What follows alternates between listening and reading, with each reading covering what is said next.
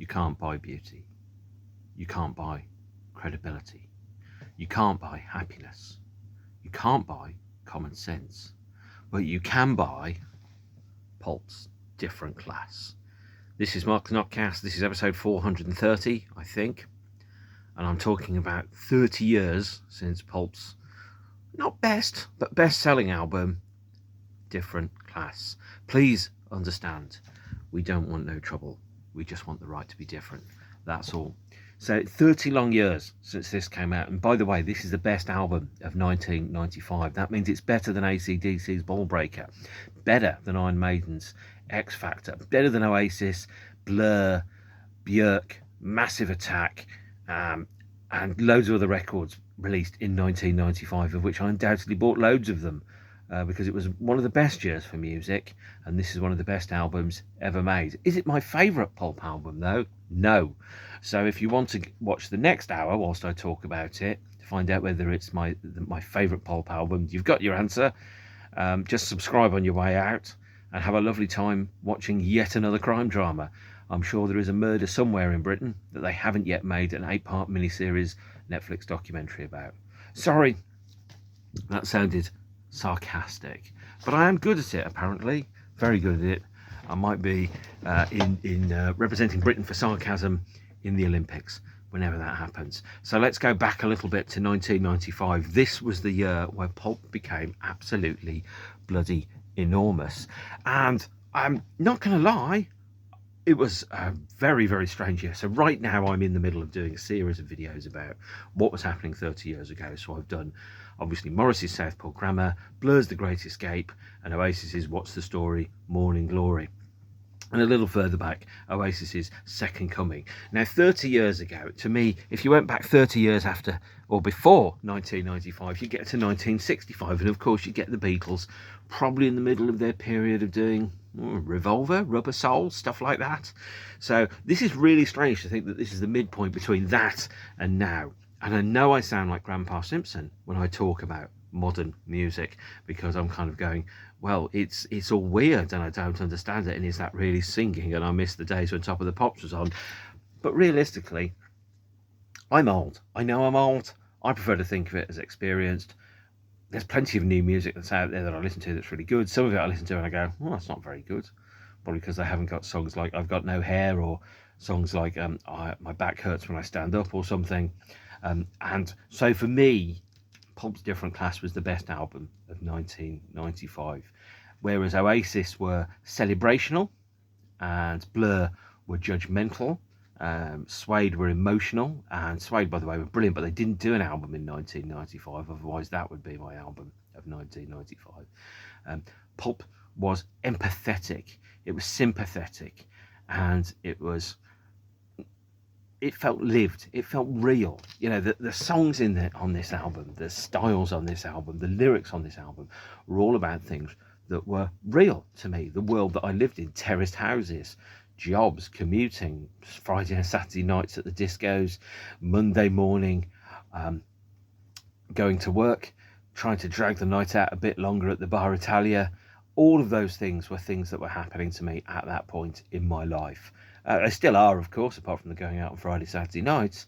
But it was the element of a realistic world. So this album felt that it came from the world I lived in, and not a world that was observed, or not a world that was looked down upon by anybody else. And that's why this is the best one of the year. Also, by the way, the title, Different Class, really ties into some very, very British ideas around politics and identity. So the idea of the upper, the middle and the lower class, working class, if you want to think about it another way.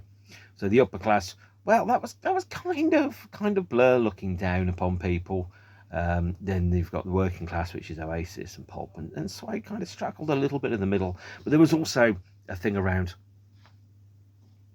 culture, around style, and that was again a word. So if you think about, for example, Pulp's style in 1995, and let's use this 1996 tour book as an example of it, it's called, it best be described as charity shop chic, and that is not buying things that are expensive because they cost loads of money, but buying things because they look good, and to an element of retro futurism. So you look at these colours here, these oranges, these pinks, purples, and they remind you of the future that you were thought you might be living in when you became an adult. And suddenly, when you're 20, 30, these are the kind of ages that the band members are.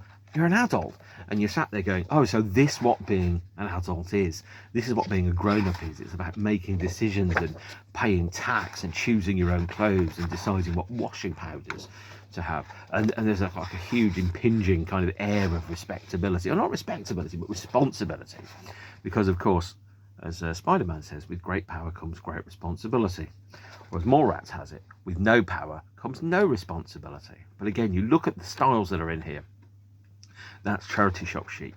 That isn't people buying clothes because they're expensive to show off to you that they can afford to buy expensive clothes. That's people buying clothes because they've got no money and making a decision around what would not look awful but would look a degree of stylish. So for me, and obviously you can tell by the shirt that I'm wearing today, I still subscribe a little bit to charity shop chic, in so much as wearing clothes that remind me of a future that I could have lived in.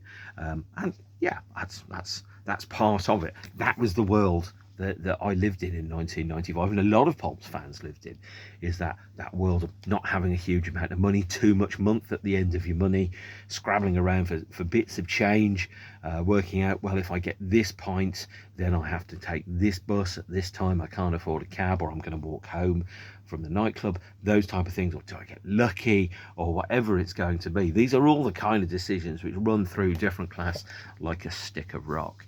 And starting off the different class period, we start with actually in 1994.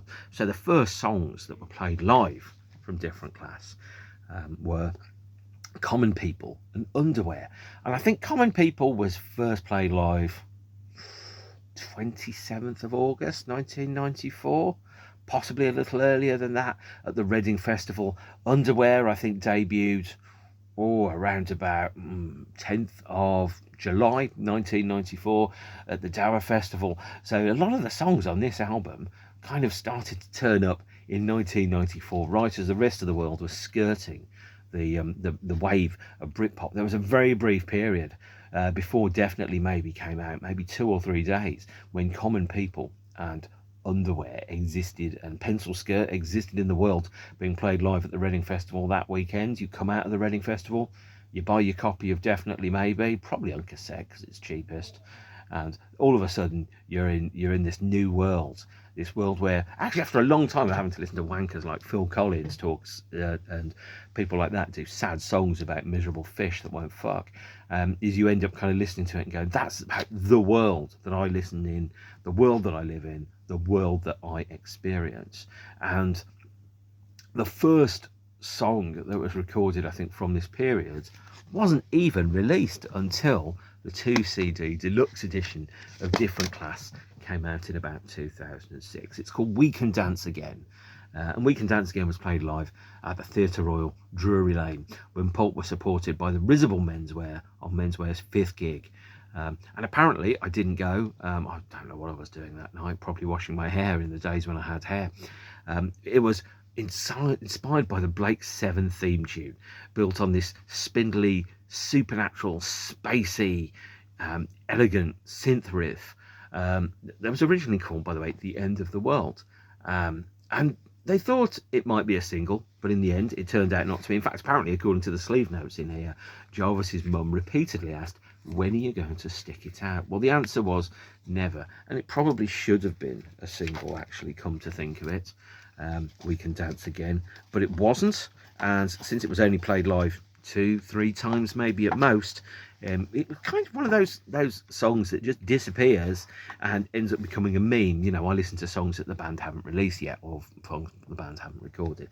But that was the first song from the period that certainly many people heard on a bootleg tape. And then Pulp went into the studio and they started recording the album Different Class. Well, you have to, as it says on the booklet, you have to start the story of Different Class with the song Common People, the first song from the album that most people heard. And this was, Common People was the song that I think changed a lot of people's lives. Now that sounds weird. Firstly, it's a great song to have on when you're going out and you're going, oh, you know, especially if you were dancing and you could go, well, I want to sleep with common people like you. Also, it was a Great song about class war and class identification. One of the best songs that never made #1 in its life. And I can't remember what was #1 instead of it at the time, but ultimately it doesn't matter because no one remembers what that song is. I don't. I think I remember that Common People made #2. And Common People was recorded between the 18th and the 24th of January 1995. And this cover shot, by the way, was taken at a cafe near Earl's Court Tube Station. It's still there if you want to go and see it, in the same way that Bar Italia is still there in London. And I went to Bar Italia, or more correctly, I walked past it on Sunday. So there. But Common People is just a phenomenal song. First and foremost, in my opinion, Common People is a bitter riposte to Blur's Girls and Boys. Girls and Boys as a song, as I said at the time when I talked about Park Life, it was a kind of song that seemed to imply that somehow casual sex was really easy. Now, I don't know what kind of casual sex people were having in 1994, but I wasn't having any of it. I know that. That probably means that somewhere, if you're one of these idiots, you'll probably say that I'm some kind of weird loser that and I'm like, really? I just didn't want to spend the gift loosely on people that didn't deserve it. Common People, meanwhile, is this amazing song, as you know, that really kind of just makes that absolutely clear, the difference in the class divide. The idea of going, well, I went to school at St Martin's College, I met a girl, she had a thirst for knowledge, and that's where I caught her eye. And the idea of going, well, I had to start it somewhere, so it started there. And then this whole kind of observational idea, we've all done it, by the way, but, you know, meeting people, making social judgments about them, and going, has this person got the right, you know, what do I have in common with that person? Do they come from the same background? Do they have the same class? Do I feel a connection with them? And then there are some people that are like, well, I'm cosplaying at this charity shop chic. This isn't actually the way that I live. This is the way that I choose to live, as opposed to going, well, actually it's drawn by the flesh and the blood of necessity. And the lyric is around, for example, if you roaches climb the wall, and if you called your dad, he could stop it all. That is one of the most bitter, incisive and brilliant lines of Britpop. Nobody did it observational and experience like Jarvis Cocker did, because I think that was inspired by somebody that he actually did meet in St Martin's College. The idea of this person who had very, very rich parents who saw being poor as just like this thing that didn't really matter, you know. And I've spent time with people that have said things like, well, it's only money. And it's like, yeah, but if you haven't got any, it's not only money. Money is everything. You know, if you say it's only money, that implies that there's always going to be lots and lots of money that's going to be around. And that just isn't the way that it's going to be at all. So yeah, I have to work about, yes, that's probably the best angle to have it at. Sorry if that makes your eyes hurt, but that is the most photogenic angle for Common People to sit at. It's just such a phenomenal song that when I heard it, rather than Girls and Boys, which felt observational and cruel and a little bit judgmental, rather than Cigarettes and Alcohol that felt one-dimensional and celebratory, but not without any knowledge of the world that went around it, just the mad for it. And Common People was just this song that suddenly catapulted Pulp into the stratosphere. And it felt to me that there was a sudden shift in the waves and the direction of mainstream culture at that point, because suddenly people were going, that's the world we live in. We live in that world. We live in the world of, you know, chip stains and grease and that doesn't come out in the bath. We live in a world of late night buses. We live in a world of punch-ups at taxi ranks, 2 a.m. closing nightclubs, a world of grinding jobs where you're not taken seriously because you're not old enough. That was all the stuff that I was living at the time. I still remember, you know, being 22 and getting the train and being called kid by the conductor, and I was like, I've been paying tax for like 4 years. I've been working for 6. I do not feel like a kid. You know, young, but not a kid. You know, a kid is like someone who's like 13. You know, and the idea of that kind of people looking down upon you and suddenly going, yeah, the past was yours, but the future is mine. Now I'm old, of course, the past was mine and the future is not mine either. But that's not really that kind of thing. Common People is just simply one of the best songs ever recorded. It should be the British national anthem, I think. actually. I mean, technically it does have a couple of problems with it. Technically the violin is out of tune, but it sounds right, and that's a huge chunk of the thing around it. And it was issued in 2 CDs. This is the second CD. The second CD features the full-length version of Common People and radio session acoustic versions of Razzmatazz, Dogs Are Everywhere, and Joyriders, which is why I bought it, because I didn't need Underwear, because Underwear is on the album. I buy singles for the B-sides. I don't buy singles just because they're fancy packages, despite what you might think about the wall of sound that sits behind me. And yeah, it's just one of the best songs ever made. And I've seen Pulp sometimes where they don't even play it. Like, you've got a song as good as Common People and you're not playing it. Admittedly, not for a long time. When I saw them in 2001, they didn't play Common People. They played Underwear instead. They played Common People the next night. But the chutzpah of having that is phenomenal. The B-side of Common People, by the way, is Underwear, first played live at the Reading Festival in 1994. And now actually first played live at the Dower Festival in 1994.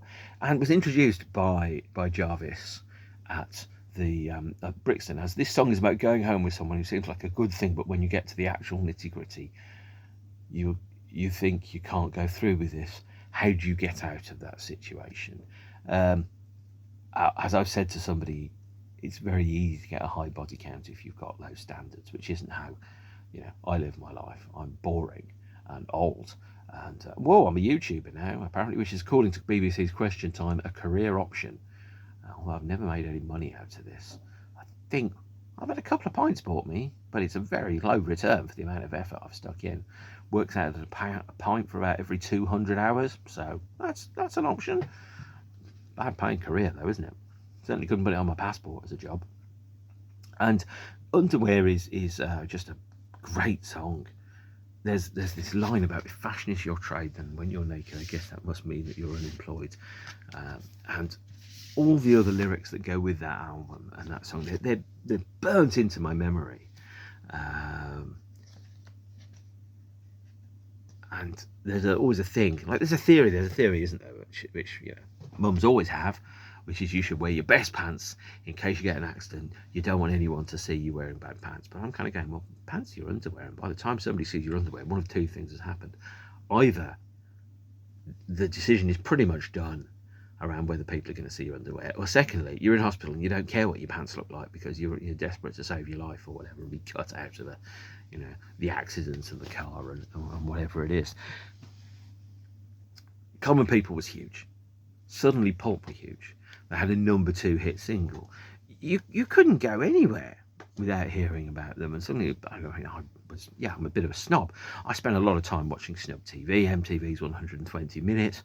I've been aware of Pulp for probably 4 years, since around about the release of My Legendary Girlfriend and Countdown. So for me, suddenly it was like, at last the rest of the world has caught up with this amazing secret that I knew. Because I don't want the bands I like to be small. I want the bands I like to be enormous. I want people to have the things that those bands do for me. I want loads of people to feel like that. Because it's brilliant feeling like that. It really, really is. But there was a sense that the secret was out and going over ground. And there's there's an inverted snobbery around that. That's a snobbery which was talked about in these 2 books, Freak Out the Squares by Russell Senior, and So It Started There by Nick Banks. There's also a third one called I'm in Pulp, which is due to come out from Mark Webber shortly, which I haven't read because it hasn't come out yet, but I'm sure it will be out. And I'm sure I'll read it and I'll bring it out for a future episode about Pulp. But there's suddenly this sense that after years and years of straggling, doing your own thing, following your own path, suddenly the rest of the world kind of catches up with you and it aligns with you, like in Spy Hunter. When the 2 rows come together and then they kind of diverge away, and you go, we didn't change and the world didn't change. It's just suddenly what we did aligned with the world for a period of time, almost like the pop music equivalent to a solar eclipse or something like that.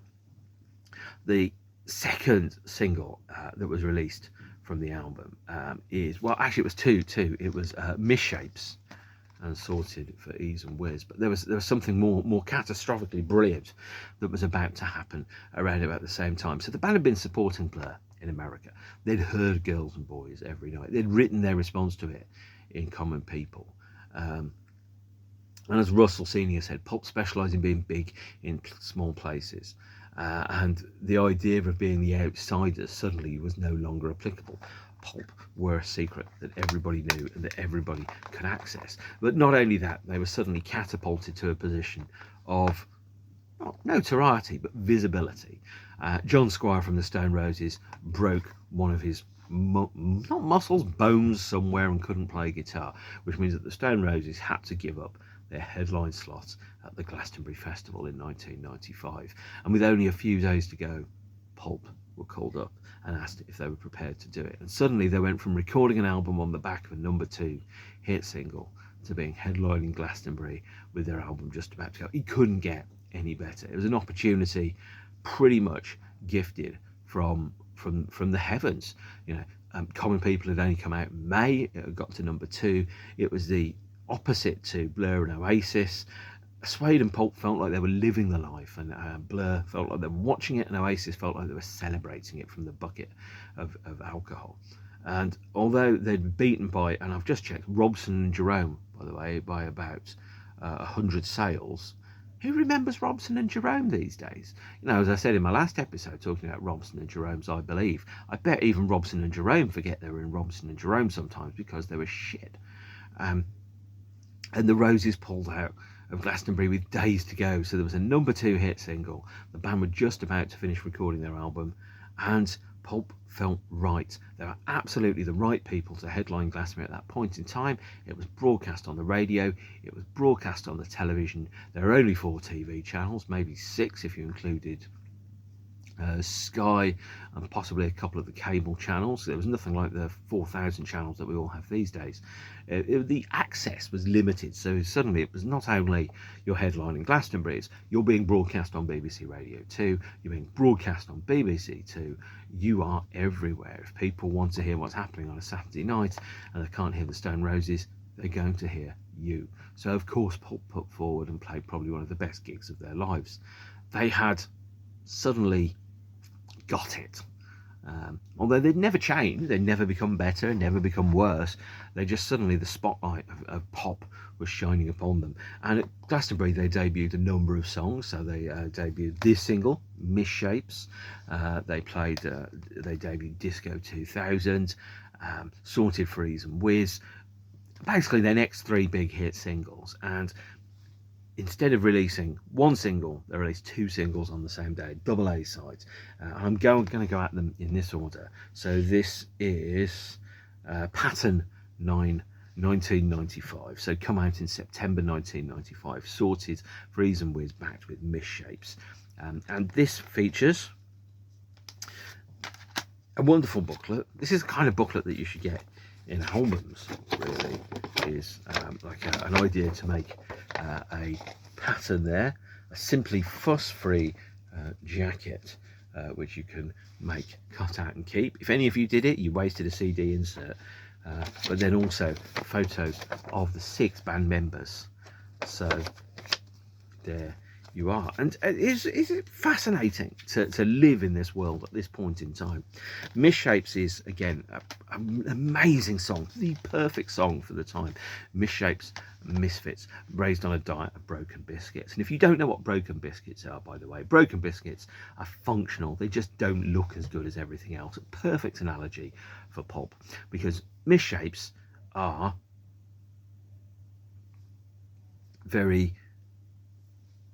they're still the same. Taste chocolate, look like chocolate, act like chocolate, but they aren't, are they? They don't look right.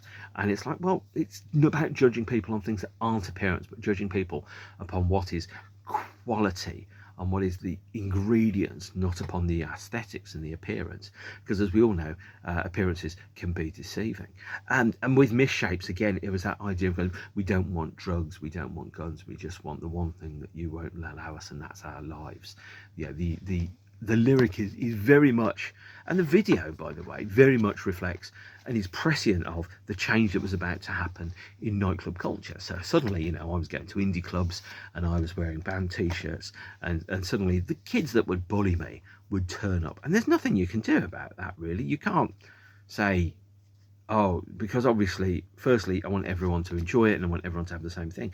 But at the same point, certainly the place that was a safe space, the place where you could go, where perhaps you could get away from the people in life that you didn't, they were there. And they were living that life, and they were in part of that life, and you just had to navigate that life. There was no safe space anymore, which I spent a lot of time talking about when I talked about Oasis at Nebworth. So Misshapes, for example, it had that lyric about, for example, we won't use guns, we won't use bombs, we'll use the one thing we've got more of, that's our minds. And it's a lyric around intelligence and being an outsider and wanting the right to live your life. Or as they said on the back of the album and on the back of the tour programme, we don't want no trouble, we just want the right to be different.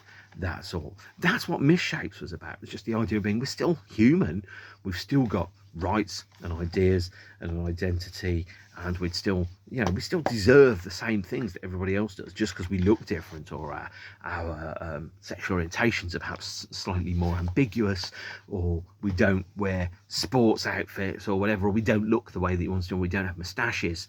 And there was I think there was some wording that was on the, I think it was on the poster for this, where it was something like, save us from Lucky Dip and nightclubs at 2 a.m. and moustaches and all that stuff. Fascinating. But it was exactly the right song. Because even at the point where Pulp could have come out with a song called Donald Duck Farts a lot and would have made #1, what they had was they did a song about being different, about being a misshape, and hence why on the inside sleeve of the CD the design is around clothes and how clothes fit and how you portray yourself in the world around you. The B-side, or the double A side, was of course Sorted for Ease and Wizz. Sorted for Ease and Wizz was a nostalgic trip back to 1990 to Spike Island, around the world which you lived in at that point, where you were like going to raves and everything. Or as it says in here, the summer of '89, Centreforce FM, Sunrise 5000, Ecstasy Airport, Ride the White Horse, the strings of life, dancing at motorway service stations, falling asleep at the wheel. It didn't mean nothing. Is this the way they say the future's meant to feel, or is it 20,000 people standing in a field? Which, when you sing that in front of everybody at Glastonbury, and you suddenly go, that is the sound of someone ushering in the future. Not arrogantly, but kind of going, this is our time, this is our moment. And it's wonderful to be part of that and to have seen that at the time that it happened. But at the same point, there was also the lyric around, and then you come down the next morning, the morning after, which is also reminiscent in Underwear, it's reminiscent in Bar Italia. That sense of what goes up must come down. And both of those songs were, I think, powerful insights into the life where you were told you didn't belong, you didn't fit in, you didn't or shouldn't be part of the world that was around you, that you felt different than other, than somehow, even though you existed in the world, you existed in a different version of the world, like an airport. An airport is two buildings wrapped around each other. There's airside and landside. Even though they're right next to each other, they're just separated by a tiny pane of glass, a condom of reality. And that's where it says, oh, I existed in the same world as everybody else. I existed in the world of money and tax and all that, but I felt utterly alienated from the culture that put Robson and Jerome at #1 and the Mr. fucking Blobby and all that other shit. I sat there going, you can do anything you want, and you want to be this crap? Why would you want to do that? And so, we won't use guns and we won't use bombs, but we'll use the one thing we've got more of, and that's our minds. It's perhaps a lyric that I think is perhaps a little bit condescending now, but it's one that still rings true, and it's one that I felt was important at the time for a double A side single. By the way, B-sides on this, Common People, a Motivate club mix and a vocoder mix. And on here, Parent Teacher Association, PTA, and a live version of Common People from Glastonbury in 1995. Both incredible, both really great, interesting. And the remixes, by the way, by Motivate, are good. Very cheesy, very ravey, big Little Fish, Big Fish cardboard box. But of that time, and that time was probably 1:55 a.m.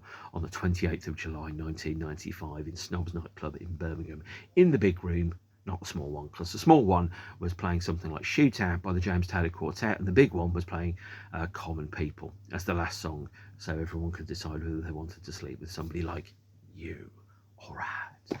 And then the album came out, and this was on or about the 20th of September. No, maybe actually it was a little later. It was like early October 1995. I saw Pulp for the first time on the Common People tour at the Birmingham Q Club, which, by the way, is a haunted church, which is now dilapidated in Birmingham, where they played most of the album before its release, and they played a whole bunch of other stuff. Somebody threw a pink glove on stage, actually, I remember, and Joe picked it up and went, "What did you put this there for?" Now, we all know why somebody had thrown a pink glove on stage, but the fact is, somebody had thrown a pink glove on stage. They didn't play it. I've still not seen Pulp play Pink Glove. Curses and damnations. But that's not really the point. When the album came out, it came out just on the cusp of the same period of Morning Glory and The Great Escape. It was a fabulous but expensive few weeks in human history. The band were touring all over the place. They were literally inescapable. And in fact, so much so that when the band played Cambridge just after the release of Sorted for Ease and Wizz, the newspapers paid a schoolboy to try and slip Russell some drugs to get it in the front page by saying that Pulp were peddling drugs and buying drugs off children. Yes, newspapers, you fucking scumbags. I've read Dial M for Murdoch. Anyone that hacked a phone or did anything like that can must vanish off the face of the earth for all I care. Thanos will have chosen you. Right, so I've talked about Misshapes, the first track on the album. I haven't really talked about Pencil Skirt, the second track on the album, which is, again, first played live in Reading. And a pencil skirt, I never wore one, is a very high skirt that's quite small, quite revealing. It's a style that had definitely gone out of fashion. The lyrics to Pencil Skirt, to Common People, Underwear, Live Bed Show, Something Changed, Feeling Called Love, they're dirty. And they know they're dirty, you know, because even on A Feeling Called Love, it goes, this isn't romance, it's dirtier than that. It's a lyric about the mechanics of sex, not just romance, not just love, but around, you know, how do people make babies? When you see, when a mummy transformer and a daddy transformer really like each other. Anyway, that's not really the point. It's about, you know, the mechanics of it, about the administration of it, about the things that people don't really talk about. And I've mentioned it before, Renee and Renata, Save Your Love for Me, My Darling, Save Your Love, which still is a better number one than Country House. Pencil Skirt is a song about that. It's about the mechanics of it, about seeing, you know, a flash of a knee, a flash of a thigh, the outline of somebody's bum through the shape of the pencil skirt, and going, I like that. And there's something about, you know, something about an angle, for example, or the way somebody looks, or the way that an elbow looks. I don't get it. Humans are weird. You know, it's just like a tiny little flicker of DNA, and you could be someone completely different. For example, you could be somebody with a full head of hair if someone's DNA had been slightly different. It's not about that. It's all about the mechanics and the politics. By politics, I mean politics with a little p, the dynamics and the power dynamics that you have inside relationships, between people, between power, money, class. All those things on Maslow's hierarchy of needs. Different Class is one of the most astute albums about human power dynamics that there is. Obviously, it follows up Pencil Skirt, a song about sex, with, well, Common People, a song about sex. But again, a fantastic song. But it then follows it up with what I regard to be the most amazing Pulp song, the best Pulp song, which is I Spy. I spy for a living, and I specialise in revenge, and I'm taking the things that I know will hurt you most. I'll be sitting on your sofas, drinking your brandy, messing up your carpets, and all that, and take your urine Provence and you can shove it up your ass. So it's I Spy is this fantastic revenge thriller, a lyric that is about a man that specialises in revenge. And there's a theory of of where people feel that they're not getting what they think they deserve. And they take revenge from society in other ways, through transgressions, for example, through acts of petty crime, through fiddling expenses at work, for example, or by sleeping with rich men's wives, or other men's wives, if you go Tony Farino. And the song I Spy is exactly about that. It's about what's regarded as the bit of rough, the person who was, clearly is exciting, primal, animal, but not necessarily great husband material. Great for a bit of rough and to have a bit of sex with and all that, but not somebody that necessarily you'd want to marry and get old with. And the narrator of I Spy has this wonderful interior monologue, the one around where Jarvis skirts around the masterful, skirts around the, on the pavement, skirting the dog poo that's down there, going up to the front door and knocking at it and answering it to the lonely businessman's housewife, etc. and all that. And it's all about that. And it's just one of the most amazingly brilliant revenge fantasies on the upper class, short of writing a song called I Want a Millionaire's Head on a Pole. Is more like I Want to Sleep with a Millionaire's Wife, is probably what the lyric to I Spy actually is. And the idea goes, the crowd gasp at Cocker's masterful control of the bicycle, skillfully avoiding the dog turd next to the corner shop. Imagine a blue plaque above the place I first ever touched a girl's chest. But hold on, you've got to wait for the best. You see, you should take me seriously, because I've been sleeping with your wife for the past 16 weeks, smoking your cigarettes, drinking your brandy, messing up the bed that you chose together. And in all that time, I wanted you to come home unexpectedly one afternoon and catch us at it in the front room. Grass is something you smoke, birds are something you shag. Take your year in Provence and shove it up your ass. And the year in Provence, by the way, was a 1965, I think, 1989 memoir by a guy called Peter Mayle, which obviously then I think later became a TV programme. And oh my word, what an amazing song. This was the articulate voice of the poor and the excluded, living out a revenge fantasy against the uber rich, the people that think that money is a validation in itself. But you can't buy happiness, you can't buy beauty, you can't buy style. You can buy common people, buy Pulp, you can buy different class.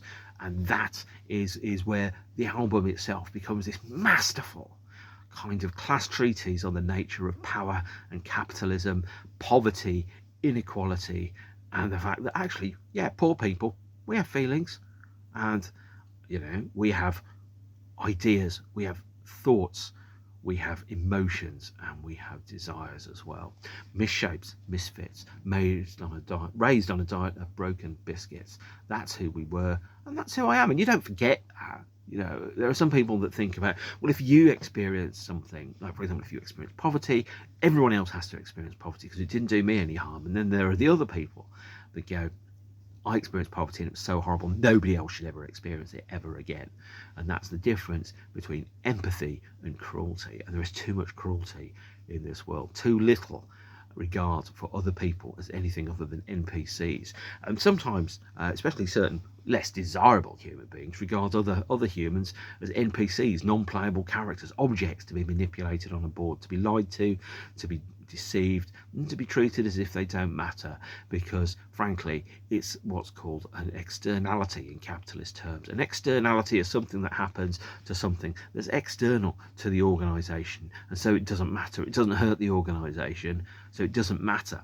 And if what you do doesn't hurt somebody else, that doesn't matter, because that's somebody else and that's their feelings and that's what they have to worry about. Where I follow the Tower of Bill and Ted, be excellent to each other. Hence why I say it at the end of every episode on the NOTCAST. That is I Spy, one of the most incredible songs ever, and my favourite Pulp song, even more favourite than the one on the upcoming next album, which is also a favourite. The third single from the album, released in November 1995, Disco 2000, available on 2 CDs and here on a promo 12-inch with Motivate remixes. And yes, that is a flyer for Disco 2000. that features, and let me just quickly check, a limited edition exclusive poster offer. You can get a poster for a bus stop sized poster for about £3.49 if you live in 1995. You can buy it from that house in Alveston Place, Leamington Spa, where all the bands live together like the Beatles movie. Or here is also a flyer for the single, which tells you that it's doors open 27th of November 1995 at a record shop, High Street, Every Town, with guest DJs. Motivate did some remixes of Disco 2000. They were fantastic, by the way. And there was also a remix by Alan Tarney, whoever he is. Never heard of the fella, but there you go. Heard of him now. Disco 2000, at the time that it came out, it felt oddly futuristic to be thinking about, let's all meet up in the year 2000 at the garage down the road, because the year 2000 was 5 years away. People had barely started to think about, we're going into a new decade, we're going into a new millennium, we're going into a new century. Living through that transition was bonkers. It really, really was. It's to think about the year 2000 bug, but also to think about, we're going to be living in another millennia in 4 years' time. So the idea of Disco 2000, suddenly you go, well, we're living in the future with, robot butlers and things. Disco 2000 was the single, and what a phenomenal single it is. The fountain down the road mentioned in the song is the Goodwin Fountain, which was demolished in 1998, I think, in Sheffield. The single features the 7-inch mix, an album mix, a track called Answer Phone, and an extended version of Live Bed Show. The version on the album was an edit. This CD features the 7-inch mix, a discoid mix, and a GIMP dub, by the way, as well as the album mix. Now, the interesting thing about the 7-inch for Disco 2000 is that it was resung with a different vocal. I think it had different electronic drums and percussion on it, and again it was just this amazing little song that, some bands never write a song anywhere good as this. Pulp had about 6 of them that year. Each one of the songs, each one of the singles was a song that on another band from a lesser band, something changed alone is better than the entire of Shed 7's entire career. Yes, I said it. Don't even get me started on Ocean Colour Scene. And it was a perceptive, funny song about the future and how we change. And, do you still like the person that you like, or fancy the person that you fancied several years ago? What is happening there? And even with this, for example, so these colours on the insides of the CDs, these were the colours of basically wallpaper that you had when you were growing up in the 70s.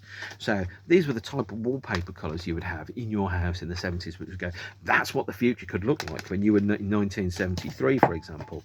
You would look at that and go, wow, one day the future that's been promised to me in this wallpaper will actually happen. That's what happens in the year 2000, and you can even bring your baby to the fountain down the road. But the more than that, and more importantly than that, Disco 2000 is a song that was still being played at discos in the year 2000, albeit it was an oldie, not a newie. But what a brilliant, brilliant song, and danceable. The last song on side 1 is Live Bed Show, first played live at Leeds on the 22nd of June 1995. And Live Bed Show is a lovely song about a bed. It's effectively kind of like iRobot, but iBed, where it talks about this bed has seen it all from the first time to the last, from the moment where the couple first met to the last time the couple were intimate. And if you've ever been in a relationship that's come to an end, and I'm guessing you have, you all know the first time, the bit where you suddenly realise the problem with a relationship isn't the weather, it's become the climate, it's become what it really is. And looking at that person and going, the things about you that annoy me are now the only things about you that I see. This bed has seen it all from the first time to the last. What a wonderful song, what a brilliant lyric. And when you think about when someone's singing meaningless tosh, like, she's electric and she comes from a family full of eccentrics and she's done things she's never expected, etc., etc., and you kind of go, but you could write a lyric as good as Live Bed Show if you could be fucking bothered. Now, much as I love Oasis, those lyrics are awful. Dip, dog shit rhymes. Pulp songs are stories they're images, they're insights into a world that we all know, a world that we all live. And the great thing about art is it helps us see the world in a different way. It helps us understand the world in a different way, because the world itself is objective. It just provides a different angle upon what we're looking at. Are you looking at it from the back? You're looking at it from the below. You're looking at it from the behind. You know, and I saw David Gilmour a few months ago, and I saw him from two very different places in the Albert Hall. I saw him right in the middle at the top, and I saw him right at the bottom at the sides. And the same moment looked completely different, even though nothing had changed apart from the location and the angle and the perspective. And that is what Live Bed Show does. That's what great art does, is it helps you see the world in a slightly different light. Pulp, of course, was still going. The album was still rattling on. Side 2 opens with Something Changed, one of the greatest love songs of all time. I wrote this song 2 hours before we met. I didn't know your name or what you looked like yet, but in a matter of hours, it changed the way we were going. And what a beautiful, lovely love song. It was originally written in embryonic form in 1983, but sometimes songs take a long time to come to fruition. You write a song, or you write a bit of text and you go, it needs a home, it needs everything else around it, and suddenly that's where it comes from. So actually, Something Changed, the fourth and final single from the album, was one of the earliest songs to be written by Pulp in 1983. It came out on 2 CDs as a single in February 1996, backed with a track called Mile End, which is taken from the soundtrack to that famous Britpop movie Trainspotting, and also was backed with a Moloko mix of Feeling Called Love and a version of Feeling Called Love recorded live at Brixton Academy. As a result, I only bought one of the CDs because, again, I was buying the B-sides. I wasn't buying the A-sides. And at the time, my then girlfriend, Jo, liked Pulp. So I was listening to her copies, and then I was going to go and buy my copies. Eventually took a little while. Jo and I still had several years together ahead of us, which was great news for me. And Something Changed is actually, it's a song that it's heartbreaking for many people, because if you fell in love with someone in the mid-90s, Something Changed is one of those songs where it's like before I met you and after I met you, and then you walked into the room and the atoms in the room changed, everything in the world changed, and suddenly it was different. And I've had that moment where somebody's walked into the room and suddenly you kind of go, you don't know it, but you've really had an effect upon me. And sometimes that happens and you just can't change it. You know, humans are what they are. They're weird. Chemistry is strange. You know, you add one thing to another thing and suddenly you've got an explosion that changes, a chemical reaction that changes the shape of the universe. And sometimes that then results in things like families, children, and then maybe one of your children goes off and does something like becomes like a fantastic sportsman or an inventor, or invents Facebook and ruins the fucking world. Who knows? These are all things that happened. But Something Changed is yet an amazing song. We then got Sorted Freeze and Wizz, and then that's followed up with Feeling Called Love, which is actually heavily influenced, surprisingly, by Love Comes Quickly by the Pet Shop Boys. The idea of you can live your life heavy and, you know, cold as stone and working and being alone, and so suddenly, without any warning, love comes into the room and you can't just help it at all. Feeling Called Love is exactly about the same thing. It's about the moment where somebody walks into your life and changes your world completely and you don't even know that they're about to do it. It's not why here, why now. It's not convenient. It doesn't fit my plans. It's something I don't even understand. Oh yeah. And wow, what a song. Every song on this is fantastic. It really is. We've got Monday Morning, which was first played live at Bristol, which is the penultimate song on the album, in Bristol on the 21st of May 1991, which, by the way, is on this CD, Pulp, at the BBC, although the version of Monday Morning is not on this, but this has recordings from Bristol in 1995. And Monday Morning is a song about Monday mornings. And what happens on Monday mornings? Now, sometimes you have a case of the Sundays where you know you're going to work the next day and you don't want to go to work the next day. I very rarely have those days these days because you work through the options and you find a job that works for you. But Monday Morning is a song about that. Stomach in, chest out, You start over again and again and again. Every Monday morning comes, which was a Suede B-side in 1997, and Monday morning speaks the story of what happens on the Monday when you've got to go back to work and you realise you haven't conquered the universe and won the National Lottery. It could be you, but it isn't. The last song on the album is Bar Italia, written in late 1995. Now, Bar Italia is a 24-hour cafe in Soho. I haven't been there in the 24-hour period because, frankly, I'm tucked up in bed asleep like the old man that I am. But it is a song about drinking and celebrating. And where'd you go at the end of the night to drag the extra moments of the night out? You go to Bar Italia because it's a 24-hour Italian coffee bar. And it's an important part of your evening. It's where you go when you, like the bit where, you know, when the sex is over and you're lying next to somebody, there's the cuddling and the talking and the laughing and all of that.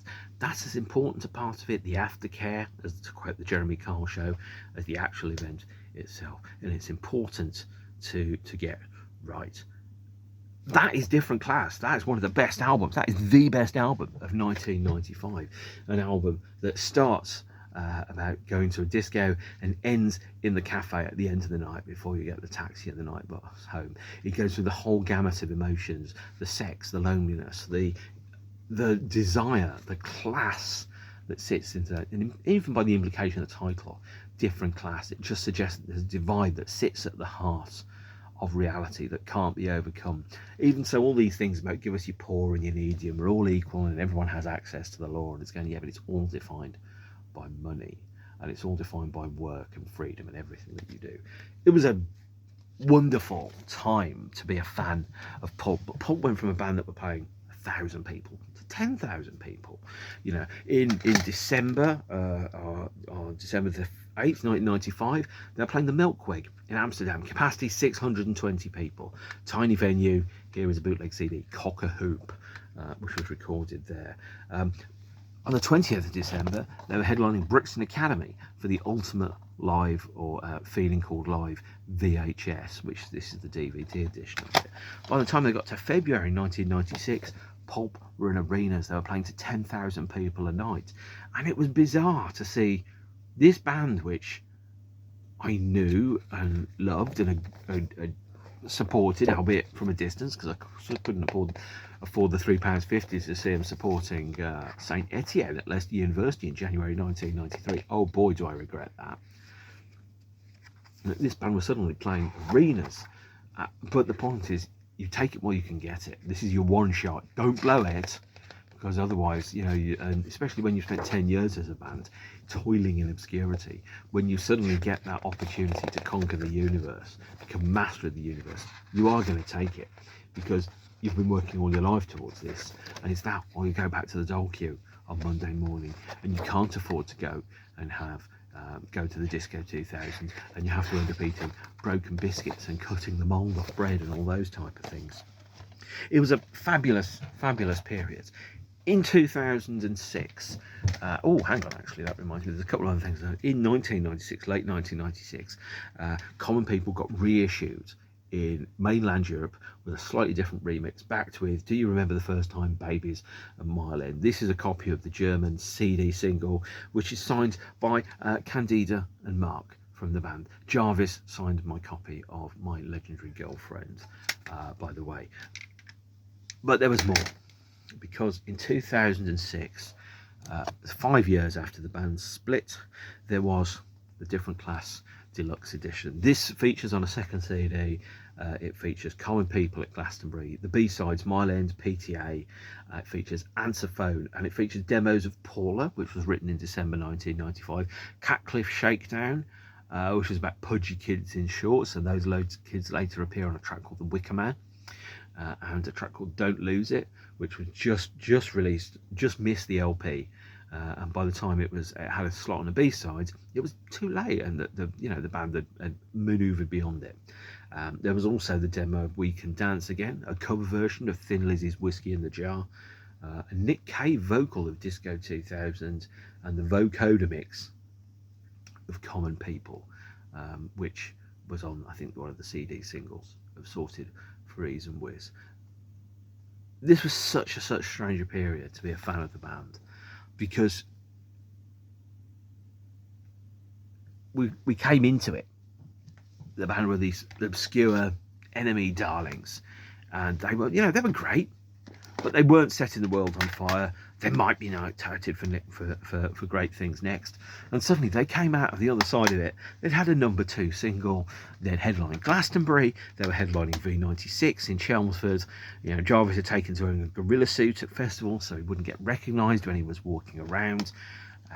They'd shocked and appalled Michael Jackson by taking the mick out of his Earth Song stunt. But there was a sense of distance. There was a sense, and Russell was very clear about this, is that he never met a casual fan, and he missed that. He missed that sense of fun. He missed that sense of being able to talk to and connect to people, because he just didn't have the opportunity to do it anymore. And then suddenly there was a distance which hadn't been planned but just happened, is the distance between Pulp and the people, and they'd become a bit of a different class, which is not something they'd planned but something that had happened. And that was how it would be. But as is important, it's important to remember who you are. It's important to remember where you've come from. And it's important to remember, because Pulp spent 10 years in obscurity before they became popular, is that they never lost that connection to history. Because without history, you don't know where you are, because you don't know how you've got to where you are. You only know you're somewhere. You don't appreciate it. And this is where I think bands that have become famous right out of the gates, first track, and I'm specifically thinking about Liam Gallagher here, is they don't appreciate it because they've never had to experience the toil of working in an environment where fame, fortune and success isn't automatically gifted from day one, but it's something that turns up, several years into the journey. You know how easy or how random it is and how rare it is to be successful. So that is Pulp's Different Class, the best album of 1995, an album that speaks to me deeply still to this day, that I love dearly, and I'm really glad that you've spent 56 minutes with me as I talk about this album from 30 years ago. I can't believe it's 30 years. In 30 years' time, I will be in my 80s. Pulp will be in their 90s. And this will be 60 years old. And that will be a shocking state of affairs. At that point, by the way, of course, also, the Beatles will be 100 years old in 30-something years' time. And I can't believe that, because history is the strangest thing. And oh my God, I wish we were living in less historic times, in less interesting times, because at the moment, the world is fucked, and so am I, to quote Therapy on Trouble Gum. And sometimes I need to think and go back to the past, because frankly, this is from the time when the future was a promise and not a threat. So that's Pulp's Different Class. Let's all meet up in the year 2000. Won't it be strange when we're all fully grown and I've lost all my hair, and we'll meet at the fountain down the road that got demolished before the year 2000 because nobody knew what the future was going to hold. And I still don't, but I'm hoping to find out what's going to happen. So take care of yourselves and each other. Stay beautiful. Be excellent to each other. And just remember the first time. Right, I'm going to stop now. The only other thing I'm going to say, I normally do these twice a week. I'm probably about once a week at the moment. Probably going to stay that way, because I should only ever do it when I feel like doing it, and not because there's a schedule that tells me I should do it.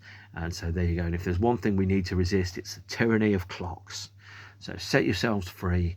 Hopefully you've had a nice hour watching this while you've been puttling around doing the housework or whatever you do. If you haven't, other NOTCASTs are available. They're all as good or as bad as this. Take care of yourselves and each other. Stay beautiful, and see you soon. Bye-bye.